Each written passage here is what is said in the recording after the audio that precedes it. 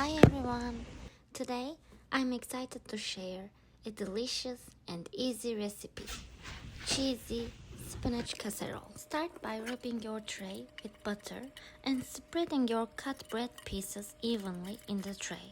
Next, grate 110 grams of mozzarella and 100 grams of feta cheese. Then spread them over the bread. In a bowl, mix 2 eggs and 360 grams of milk and pour this mixture over the bread and cheese. Cover the tray and let it sit in the fridge for 2 hours. While waiting, chop half of the onion and roast it until it turns pink. Add 200 grams of spinach and continue roasting. Season with a pinch of black pepper, salt, and red pepper. Once your spinach mixture is ready, spread it over the bread mixture and bake everything in the oven at 360 for 45 minutes.